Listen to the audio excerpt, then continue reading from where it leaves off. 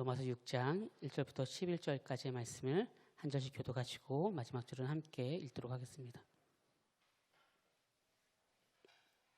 제가 먼저 읽겠습니다.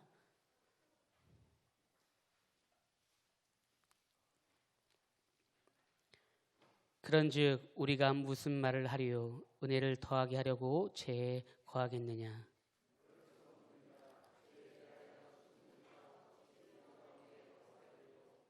무릇 그리스도 예수와 합하여 세례를 받은 우리는 그의 죽으심과 합하여 세례를 받은 줄을 알지 못하느냐?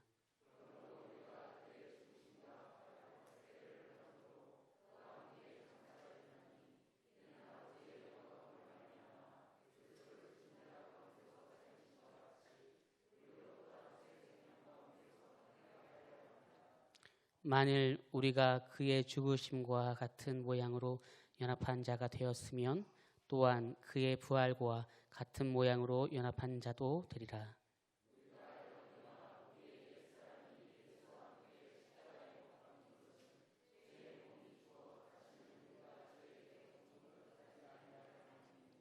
이는 죽은 자가 죄에서 벗어나 의롭다 하심을 얻었음이라.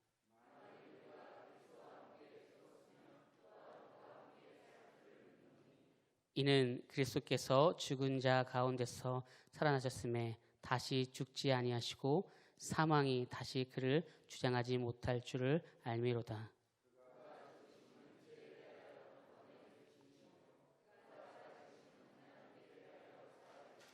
함께 읽겠습니다.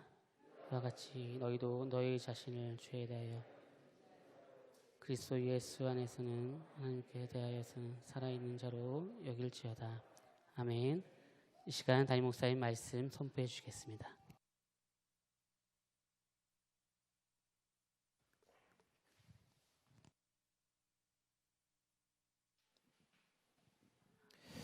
잠시 드려진 예물 위해 봉헌 기도하고 말씀 나누겠습니다. 하나님 아버지, 귀하고 복된 주일을 우리에게 허락해 주셨고 또 이 시간 주일 오후 예배로 모이게 하시고 특별히 세례식을 거행할 수 있는 그 은혜를 허락하여 주시니 감사합니다. 코로나19로 인하여 언제 할 수 있을까? 전반기에는 과연 세례식을 베풀 수 있을까? 염려하며 기도하였는데 이 귀한 시간을 우리에게 허락하여 주시니 참으로 감사합니다. 이 시간 주님 앞에 감사함으로 예물 드리는 손길들을 주님 기억하여 주시고 하나님 연락하여 주시고 하나님 나라의 오심을 예비하는 귀한 예물로 쓰여지게 하여 주시옵소서. 이 시간 오후 시간에도 하나님의 말씀을 나누고자 합니다. 말씀이신 주님께서 우리의 마음을 사로잡아 주시옵소서. 그렇게 행하시기를 소망하며 예수님의 이름으로 감사하며 기도드립니다. 아멘. 할렐루야. 아멘. 여러분 점심 식사 어떻게 하셨습니까? 못 드셨어요? 드시고 오셨어요? 못 드신 분들도 있으신 것 같은데, 네. 4층에서 예배 드리시기 괜찮으신가요? 네, 저도 낯설고 아직 본당이 남의 교회에 와 있는 것 같은 느낌도 좀 들고 계속 그런 것 같습니다. 오늘 로마서 6장의 말씀을 통해서 여러분께 질문을 드리는 거죠. 주님과 연합하셨습니까? 라고 제가 물을 때 여러분 한번 대답해 보시겠습니까? 주님과 연합하셨습니까? 정말 아멘이십니까? 정말 연합하셨습니까? 어제 제가 주례를 했거든요. 주례를 할 때 이 결혼이 연합, 한 몸을 이루는 것에 대해서 제가 설명을 그렇게 했는데 여러분 연합한다는 건 무슨 뜻이죠? 내 혼자 뜻대로 할 수는 없는 게 연합되는 것이죠. 상대방 나와 연합한 자와의 생각을 존중하고 또 함께 결정해 나가는 것이 진정한 연합이 아니겠습니까? 주님과 연합하였다면 여러분의 인생은 내 것만이 아니라 먼저는 주님의 것이기에 주님과 늘 상의하고 주님과 늘 기도하고 늘 주님께 묻고 나아가시는 여러분의 삶이 되시기를 간절히 소망합니다.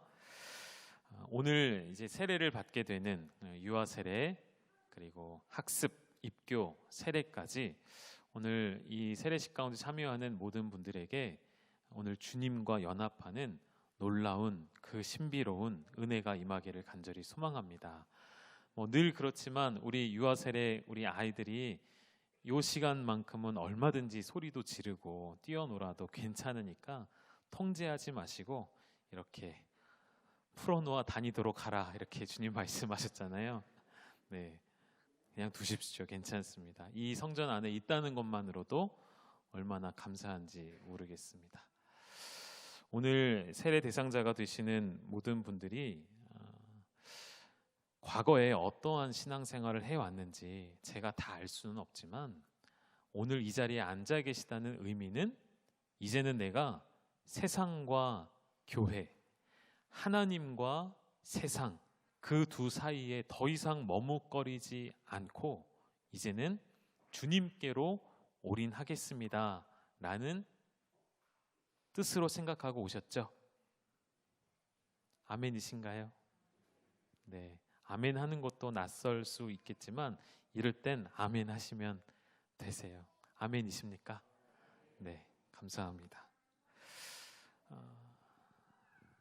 우리가 이제는 예수님께로 온전히 들어가겠습니다. 내가 이제는 예수님과 온전히 연합하겠습니다 라고 생각하며 하는 예식이 있어요. 중요한 증표가 있습니다. 그것이 바로 오늘 우리가 함께 베풀게 될 세례가 되는 것입니다.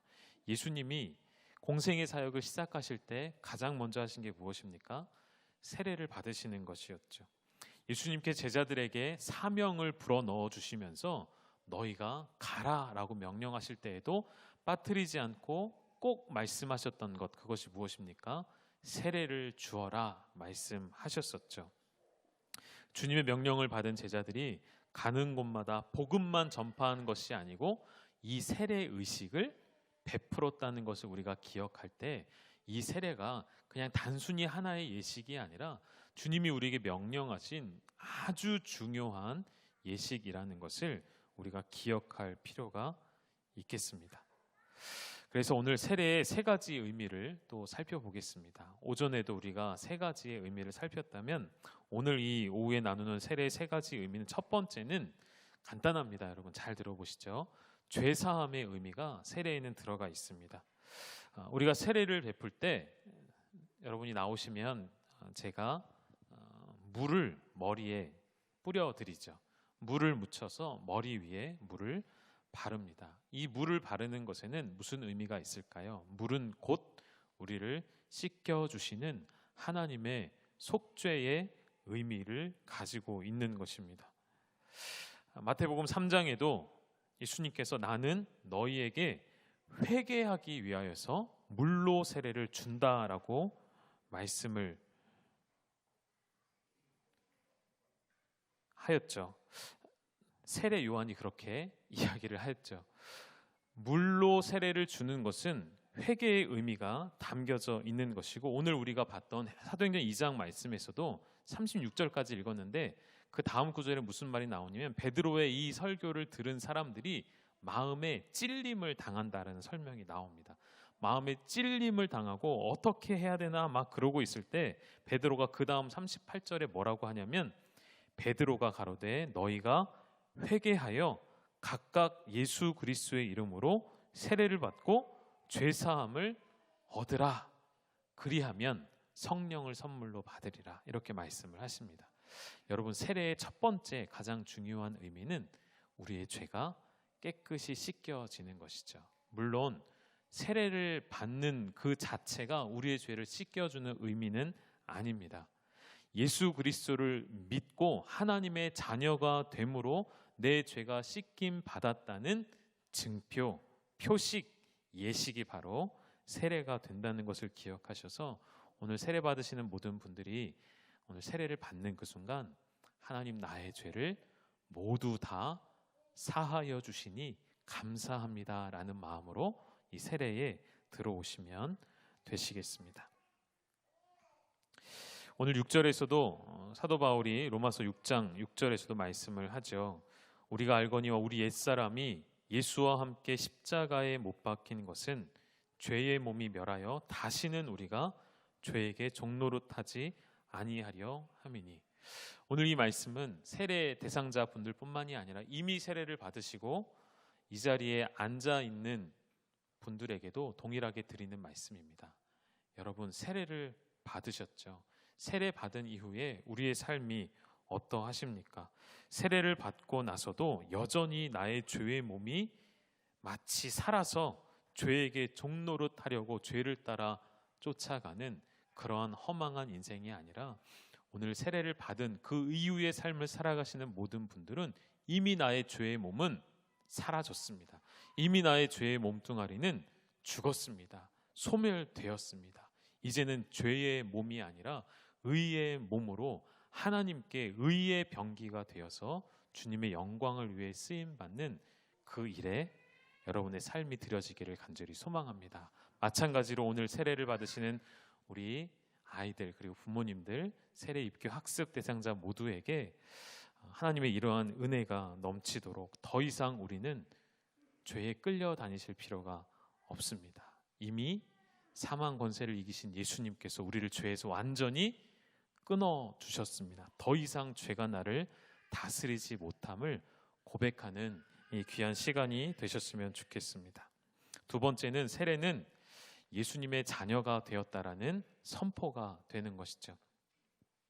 이 시간 많은 회중 앞에서, 많은 공동체의 한 지체들 앞에서, 그리고 무엇보다 누구보다 하나님 앞에서 세례를 베풀게 되어지는 것은 이 자리에 함께하고 계시는 여러분이 오늘로부터 주님의 자녀가 되었다는 교회의 공식적인 선언과 선포가 되는 것입니다. 의식이나 예식은 모두가 그렇습니다. 누군가에게 널리 알리고 선포를 하는, 공식화하는 것이죠. 누구에게 알려주는 거예요. 나 이제 세례받은 그리스도인입니다. 이것을 또 누구에게 알려주는 것일까요? 우리 회중과 하나님 앞과 우리 성도들 앞뿐만이 아니라 누구에게도 알려주는 것이죠? 원수에게, 사탄에게 선포하는 거예요. 나는 이제 예수 그리스도의 자녀가 된 세례받은 그리스도인이다. 나는 더 이상 죄와 상관이 없는 하나님의 자녀가 되었음을 선언하는 의식이 바로 이 세례에 담겨진 의미입니다. 하나님께서 우리를 자녀 삼으실 때 수양이라고 하죠. 양자로 삼으셨다라는 뜻입니다. 하나님께서 우리를 양자 삼아 주셨을 때에 갈라디아서 3장에는 이런 말씀이 선포되죠. 너희가 다 믿음으로 말미암아 그리스도 예수 안에서 하나님의 아들이 되었으니, 오직 믿음으로만 하나님의 아들이 된다 이야기하죠. 하나님의 아들이 되었으니 누구든지 그리스도와 합하여 세례를 받은 자는 그리스도로 옷 입었느니라. 전에는 죄의 옷을 입고 있었던 그 누더기와도 같은 더럽고 지저분한 옷을 입고 있음에도 깨닫지 못하던 내가 주님을 보게 되니 내가 얼마나 더러운 죄인인지를 알게 되어지고, 그 더러운 죄악들을 주님의 그리스도의 십자가의 보혈로 깨끗이 씻김을 받음으로 이제는 우리가 그리스도로 새 옷을 입게 된 시간이 바로 이 세례의 시간이 된 것이죠.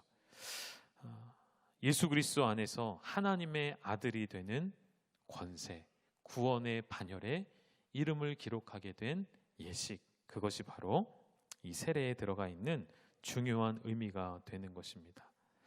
사랑하는 여러분, 하나님의 아들 된, 하나님의 자녀 되었다는 것은 그냥 자녀된 것으로 끝나는 것이 아닙니다. 자녀된 권세와 함께 하나님이 또 무엇을 주실까요? 예전에도 한번 말씀드린 적이 있죠. 입양을 한다는 것은, 그 당시에 입양을 한다는 것은 그 아이에게 반드시 유산을 물려주게 되어 있습니다. 한 아이를 내 자녀로 입양을 하게 되어지면 그 고대 사회에서는 내가 반드시 이 아이가 가져갈 몫을 분배해 놓겠다는 뜻이 되는 것이죠. 마찬가지입니다. 사도 바울이 그 당시에 입양의 문화를 가지고 비유한 것은, 하나님께서 우리를 양자 삼으시고 자녀 삼으셨다는 것은 우리에게 당신의 자녀된 권세뿐만 아니라 무엇까지 주시겠다는 것일까요? 유업을 선물로 주시겠다 약속하시는 것이죠. 우리는 하나님의 나라를 유업으로 상속받을 하나님의 자녀인 것을 기억하시기를 간절히 소망합니다. 여러분, 부모 세대가, 어르신이, 조상들이, 선조들이 돌아가시고 땅을, 어마어마한 땅을 남겨주셨어요. 여러분, 기분이 어떠시겠습니까? 솔직히 얘기해 보세요. 너무 좋으시죠? 그 땅 그냥 어마어마한 땅이에요. 감당할 수 없는 땅을 유산으로 넘겨주셨어요. 그래도 우리는 기분이 너무 좋은데, 하나님 무엇을 주셨다고요? 하나님의 나라, 하나님의 나라가 우리의 것 되게 해주셨습니다. 이것이 얼마나 놀라운 축복인지를 여러분 기억하셔야 되는데, 전혀 감흥이 없으시니까 제가 어찌할 바를 모르겠지만, 여러분, 이것은 세상에 있는 한낱 작은 즐거움과는 비교도 할 수 없는 영원한 즐거움입니다. 이것은 제가 백날 설명해도 우리가 하나님의 나라를 유업으로 받아야만 사실은 알 수 있는 거예요. 그때를 기다리십시오, 여러분. 기대하십시오. 하나님의 나라를 유업으로 받게 되어지고 그 나라를 누리게 되는 그 영광을 여러분 기대하는 성도가 되시기를 주님의 이름으로 축원합니다. 마지막 세 번째 세례는, 세례에 담겨진 의미는 교회의 한 회원이 되며 이제는 헌신된 일꾼이 되는 것을 의미합니다. 본문에 읽지는 않았지만 쭉 내려가면 6장 13절에 너희 지체를 불의의 병기로 죄에게 드리지 말고 오직 너희 자신을 죽은 자 가운데 다시 사신 자 같이 하나님께 드리며 너희 지체를 의의 병기로 누구에게 드리라 되어 있죠? 하나님께 드리라 라고 되어 있습니다. 세례는 죄에서, 그러니까 다시 말하면 죄에 있다는 것은 이미 죽은 자를 의미하죠. 죽음에서 생명으로. 아까도 오전에 우리 함께 말씀 나누었죠. 예수님은 사망 가운데 묶여 있을 수 있는 분이 아니십니다. 왜죠? 생명 그 자체이시기 때문에. 예수님이 가시는 곳마다 사망의 권세는 떠나가게 되어 있습니다. 사망의 지배 당하던 우리에게 주님이 찾아오셨고, 그 주님이 나에게 찾아오심으로 말미암아 우리는 사망에서 생명으로 옮겨지는 역사를 경험하게 되었는데, 이 세례에 그런 의미가 있잖아요. 세례는 죽었다가 다시 살아나게 된 거예요. 그래서 내 안에 예수 그리스도가 계신다는 고백을 할 수가 있는 것이죠. 그러한 고백을 드리는 자들은 마땅히 주의 영광을 위해 여러분의 삶을, 여러분의 시간을, 여러분의 물질을, 여러분의 마음과 중심을 드릴 수 있으셔야 합니다. 여러분, 무엇을 위해 기도하고 무엇을 위해 꿈을 꾸고 무엇을 위해 목표를 설정하고 달려가고 있습니까? 그 모든 것이 주의 영광을 위한 우리의 마음이 되기를 간절히 소망합니다. 여기까지 달려오시는 동안 여러분 무엇을 위해 살아오셨습니까? 누구를 위해 살아오셨습니까? 아내를 위해 살아오셨습니까? 남편을 위해 살아오셨습니까? 자식을 위해 살아오셨습니까? 그들을 위해 헌신하는 것도 맞지만 먼저는 주님의 영광을 위해 나를 드리고 헌신하고 희생할 수 있는 우리 열방교회 모든 성숙한 그리스도인이 되시기를 주님의 이름으로 축복합니다. 말씀을 정리하겠습니다. 세례를 받은 자는 이미 죄에 대하여 죽었습니다. 이미 죄에 대하여 죽었기 때문에 오늘 여러분 이 자리에 앉아 계신 것이죠.